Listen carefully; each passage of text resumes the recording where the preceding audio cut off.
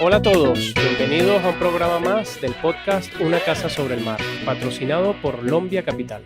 Una Casa sobre el Mar es un programa con el que viajamos por todos los rincones de España para conocer a sus mejores asesores financieros. Les necesitamos para cumplir con nuestro propósito, que es introducir el concepto de gestión patrimonial de una forma clara y accesible para cualquier oyente. Nos van a contar muchas cosas de su trabajo, pero también de esa parte más personal y menos visible que hay detrás de todo gran profesional. Nosotros somos Francisco Rodríguez e Iván Díez. Gracias como siempre por acompañarnos una vez más y empezamos.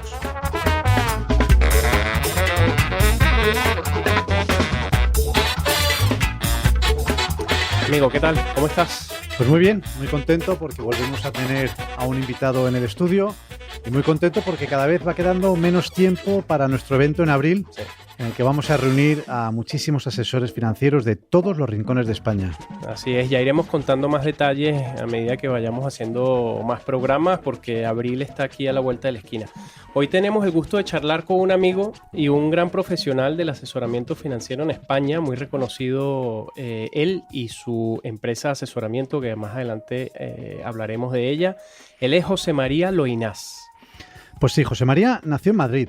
Ha estado ligado a empresas cotizadas.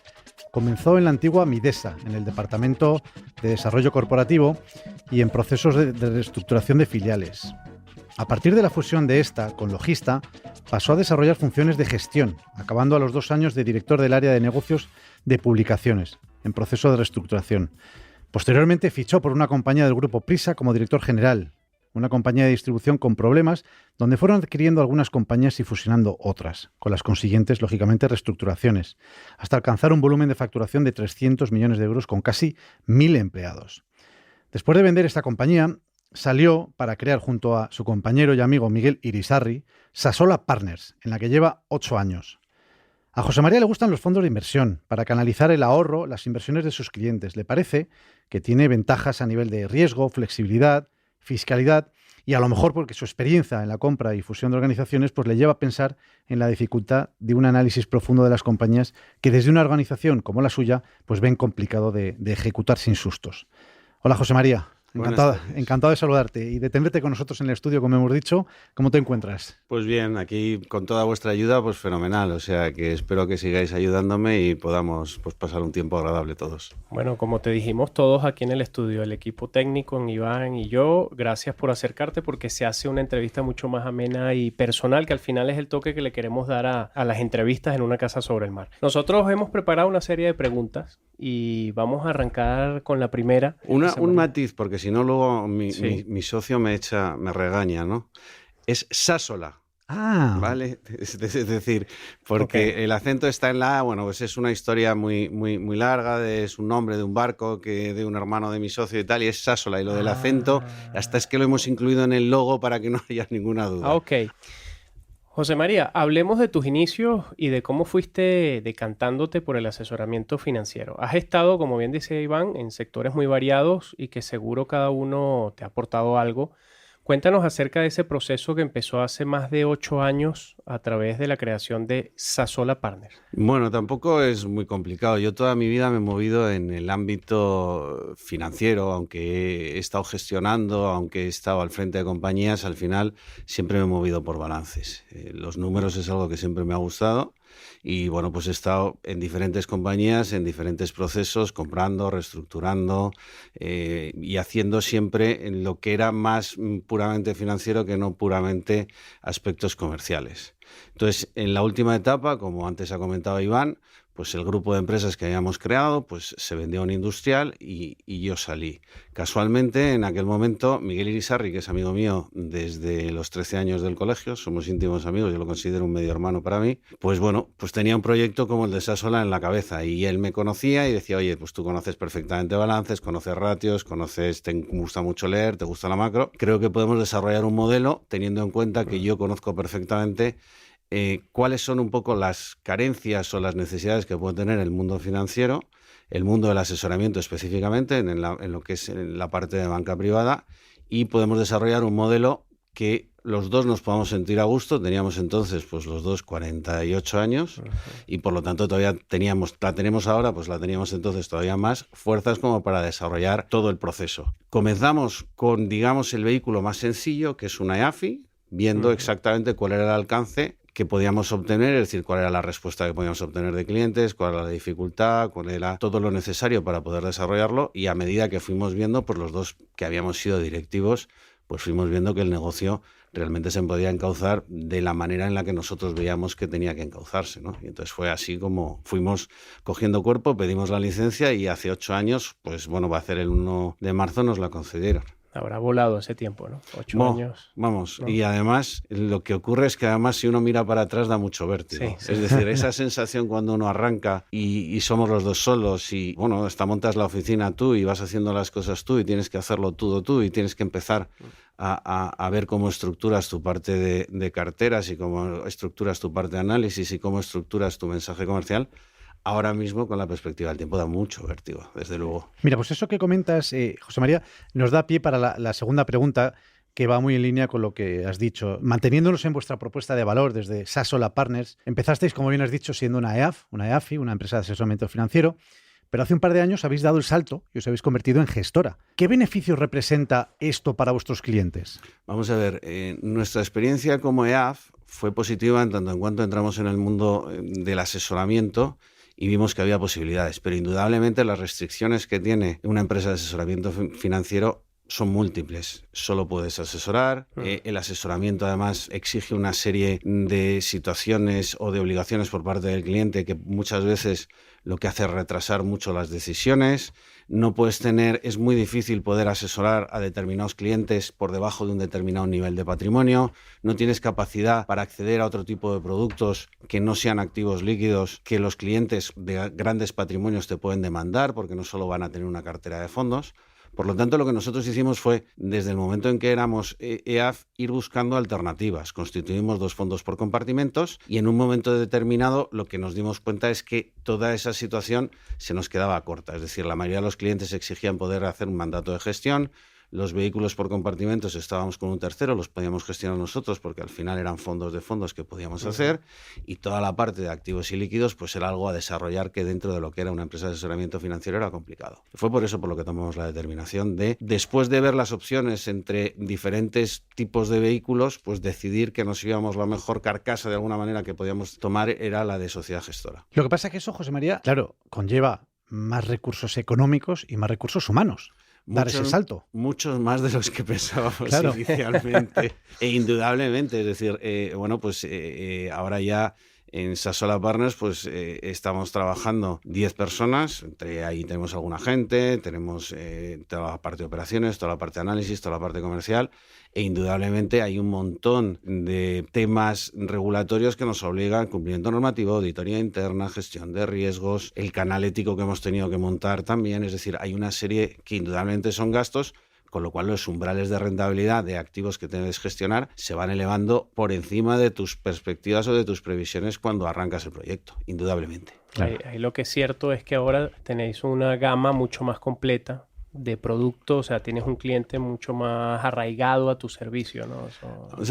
Nuestra idea original, que era muy clara, era una empresa que no tuviera conflicto de interés bajo ningún concepto y que cualquier persona pudiera acceder a un servicio como el que tenía un patrimonio muy grande.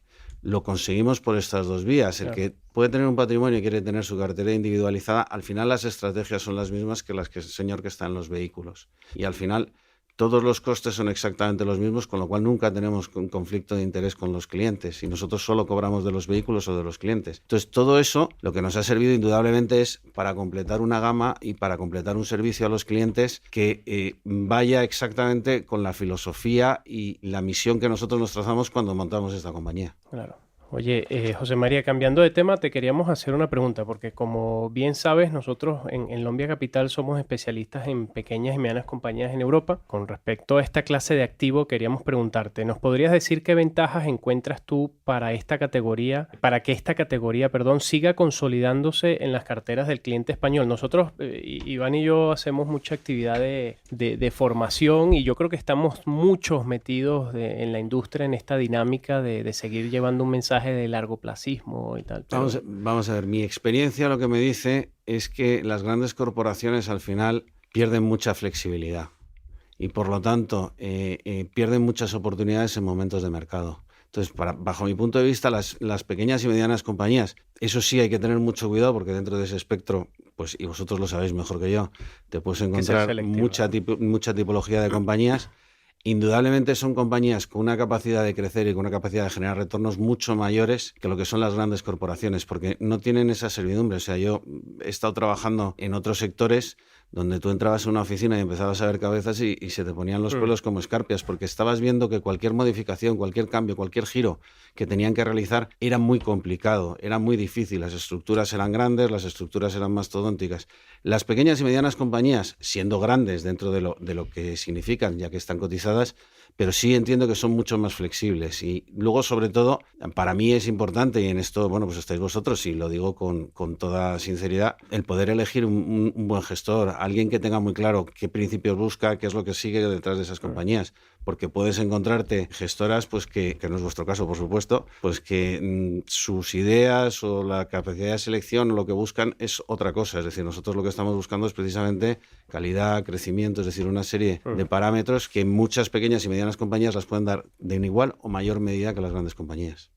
Pero es curioso porque afortunadamente cada vez más en España lo estamos viendo que las pequeñas y medianas compañías empiezan a ganar un peso estructural en las carteras de los clientes poco a poco, pero si tú te fijas en el resto de Europa, esto ya lleva tiempo haciéndose, es decir, en las carteras del resto de países de vecinos nuestros, ves como de manera estructural ya llevaban invirtiendo en pequeñas y medianas compañías y en España todavía no, estamos muy centrados, quizá por eso de lo que no conocemos lo percibimos como más riesgo, ¿no? Y como más peligroso y por eso preferimos irnos a aquello de lo que tenemos mucha información. Yo creo que en España ¿quién no ha heredado una cartera que tenía las telefónicas, bancos, verdad? Claro. Y las tabacaleras de turno en aquel momento? Es decir, existía esa idea de que había que estar en las grandes cotizadas, ¿no?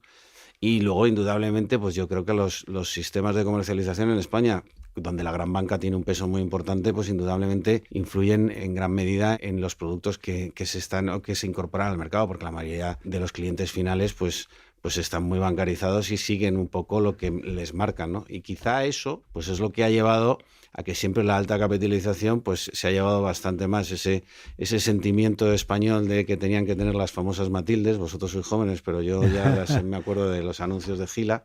Y entonces, bueno, pues lógicamente todo eso en la mentalidad tarda mucho tiempo en cambiar. Hay algo que nos preocupa y es que, y esto va en línea con lo que está ocurriendo este arranque de año en los mercados muy movidos, pero muy movidos por factores externos a lo que debería ser. Es decir, al final los mercados, las bolsas deberían reflejar la actividad económica de las compañías, pero vemos cómo se está moviendo por factores muy externos, que los riesgos geopolíticos, miedos a la inflación, a la subida de los tipos de interés, etcétera. ¿Qué peso le dais vosotros a los fundamentales de las compañías a la hora de tomar decisiones? ¿Sois positivos, sois más cautos para los próximos meses? Pero sobre todo, ¿es para vosotros importante esto, los fundamentales, o también os dejáis guiar un poco por lo que ocurren estos factores externos? Vamos a ver, yo te diría o te daría dos respuestas. Por un lado es muy difícil ir contra el mercado, pero por otro lado, indudablemente, dentro de todo lo que se corrige en mayor o menor medida en esta primera parte del año, en lo que hemos vivido desde principios de año, pues hay cosas que con buenos fundamentales somos conscientes de que van a resistir la ola y que por lo tanto la ola se va a ir, no sabemos si en 15, 20, 25 o 40 días, cuando se vaya la ola van a seguir ahí, y hay otros que han vivido sobre la base pues de tipos muy bajos, de inflaciones muy bajas y demás, que les va a costar mucho más recuperar. Es decir, para nosotros hay cosas que son muy críticas, es decir, para nosotros un balance sólido, un free cash flow alto, unos beneficios recurrentes, son cosas muy sólidas, capacidad de fijación de precios. Hay alguien que bajo nuestro punto de vista, el mercado lo que no está viendo es quién tiene capacidad de fijar los precios. Si hay una inflación del 5, pero tú eres capaz de trasladarlo, no tienes mucho problema. El problema es cuando no eres capaz de trasladarlo. Entonces yo, como vengo de otros sectores donde era complicado en algunos casos trasladar los precios y en otros casos incluso subirlos, pues indudablemente todo eso, indudablemente nos fijamos. Ahora, dicho lo cual, no puedes ir contra cómo se está moviendo el mercado. Entonces, pues nosotros, por ejemplo, ahora mismo, pues lo que hemos hecho son mezclar estilos de crecimiento con más sectores más cíclicos, más de valor, etcétera, etcétera, de tal manera que tienes una cartera que se adapta bastante mejor a lo que es la situación de mercado en este arranque de año, que esperamos que va a durar por lo menos entre los próximos 6 meses como mínimo.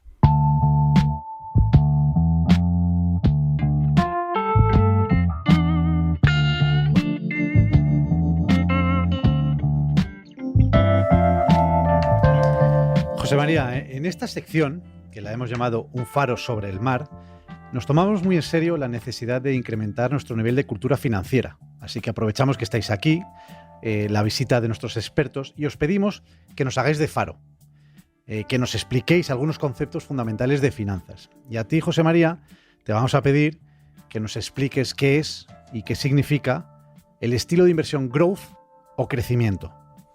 Bueno, básicamente, o sea, como digo, pues como he estado en otros sectores y en otras compañías, yo básicamente lo que busco son empresas que vayan a crecer en beneficios recurrentemente. Entonces, yo dentro del growth ahí además lo que sí intentaría es separar lo que son empresas con expectativas futuras de beneficios y que estoy descontando porque tengo una idea fantástica, una idea disruptiva, una idea que creo que va a funcionar en el largo plazo, con las otras empresas que son las que a nosotros realmente nos gustan y son las que nosotros trabajamos, y es lo que decía un poco antes, es decir, oye, una compañía que recurrentemente va teniendo crecimientos sólidos de sus beneficios, que además normalmente dependen de factores endógenos y no exógenos, es decir, en nuestro caso el growth lo miramos más porque yo no dependo de un regulador que me fija el precio de la tarifa de la luz o de que la OPEP se reúna y decida que va a elevar la producción por encima de los 100 millones de la demanda, que son 100 millones de barriles, o no.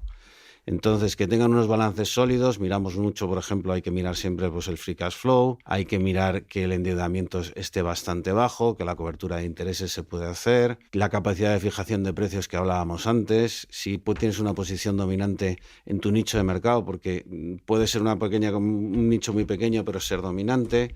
Entonces, son toda esa serie de factores que nosotros diferenciamos, que es lo que llamamos growth de calidad o crecimiento de calidad, de lo que es el crecimiento puro que hemos asistido durante los últimos años, y yo creo que hemos obtenido muy buenos retornos de todos esos sectores más disruptivos, donde lo que estamos es descontando que en el futuro, como consecuencia de todas esas innovaciones que están incorporando a sus procesos o están incorporando a sus productos, pues van a ir creciendo. Es decir, y tiene unas valoraciones, en este caso, pues ligeramente por encima de lo que debería ser el mercado, que es lo que realmente ahora mismo, por ejemplo, les está penalizando.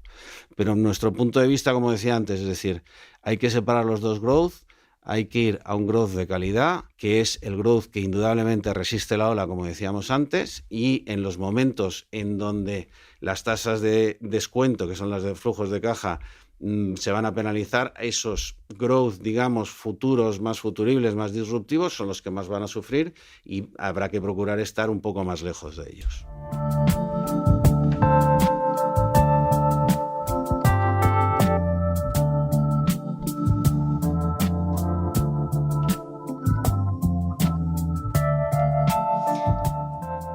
Da mucho gusto escuchar cómo explicas el growth, porque, no, en serio, porque además soy un neófito. Va súper, no, pero no lo creo, antes leíamos la introducción, el currículum.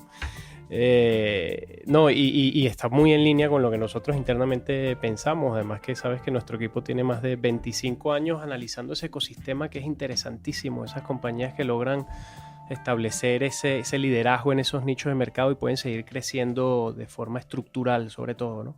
Bueno, este es el rincón más relajado de nuestra casa, de la casa sobre el mar. El momento en el que queremos ir más allá de José María, el profesional, ¿no? Que ya hemos conocido un poco toda tu trayectoria, que ha sido, la verdad, que reveladora, para conocer alguna de esas cosas e historias que nos hacen únicos también como persona. Entonces, bueno, aprovechamos para hacerte algunas preguntas. Te lanzamos la primera. Si volvieras a nacer, ¿qué te gustaría aprender? Pues la verdad es que yo creo que a ser más paciente. Paciencia. Sí, absolutamente. O sea, no soy nada paciente e incluso doy demasiadas vueltas a las cosas, ¿no? No soy capaz de racionalizar muchas veces las cosas y tener esa paciencia suficiente, pero bueno.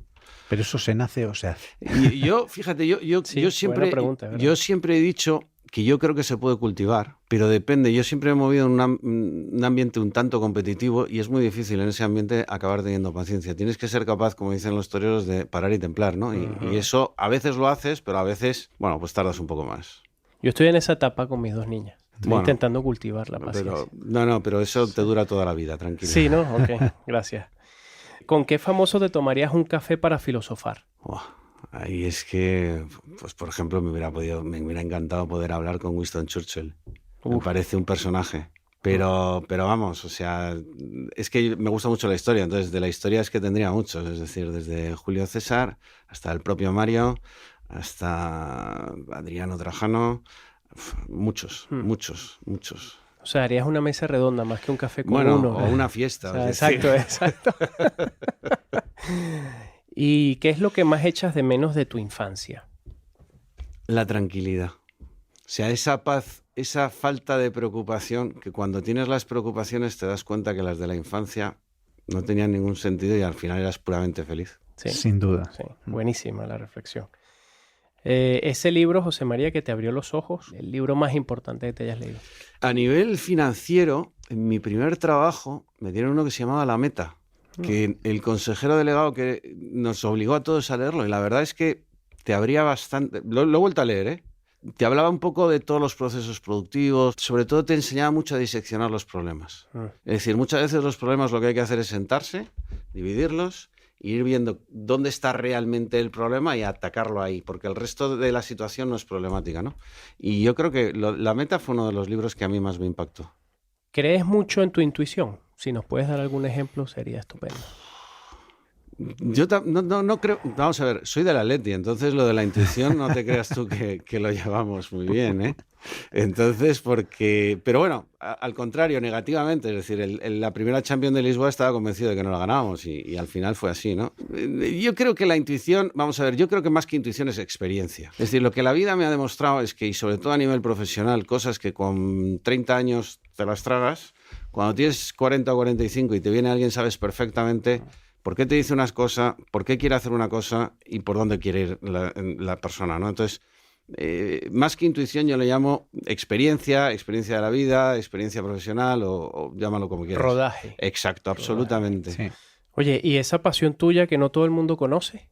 Bueno, a mí me encanta la historia, me encanta hacer maquetas, yo construyo barcos. Anda. ¿Así? Entonces, sí, y la historia sí me vuelve loco. O sea, si alguna vez consigo jubilarme, que yo creo que será complicado, me pondría hasta a estudiar otra vez historia. Qué bien. Sí, pero vamos, son esas dos pasiones. Oye, y un momento histórico, justamente, creo que más pertinente no pudo haber sido esta pregunta. ¿Un momento histórico que te habría gustado vivir? Joder, es que ahí Aquí han respondido de todo, ¿eh?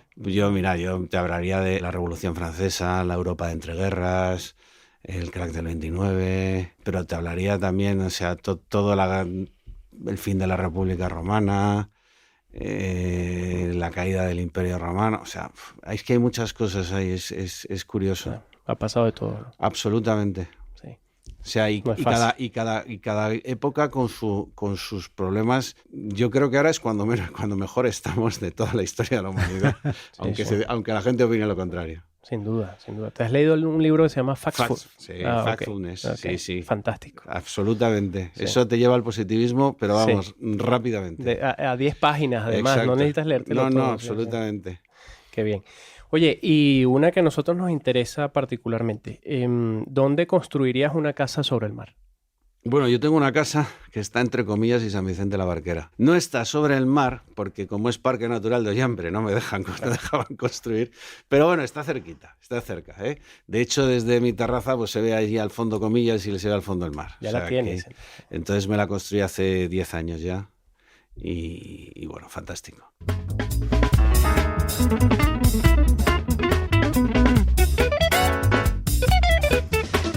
Oye, José María, muchas gracias por participar, por venir de nuevo al estudio. Ha sido un gran placer compartir estos momentos contigo, que al final es lo que aporta la parte cualitativa de nuestras relaciones. Te conocemos mejor, sabemos tu dato de la historia. Nos quedamos con que te hubieses aprendido, si volvieras a nacer, cultivarías la paciencia. Nos has dado datos interesantísimos. Mil gracias, ha sido un placer tenerte aquí con nosotros. Mil gracias a vosotros por el tiempo. De verdad es que yo pensaba que esto iba a ser bastante peor, pero vamos, ha sido fantástico, con la ayuda vuestra, con la ayuda de la gente ahí, los técnicos, así que muchísimas gracias. Pues nada, gracias por como dice Francisco, por ser parte, José María, de Una Casa sobre el Mar, por abrirte con nosotros, por darnos la posibilidad de conocerte más, esa parte más personal, porque conocemos muy bien la profesional, pero esa parte personal y todas estas curiosidades que nos has contado. Muchísimas gracias.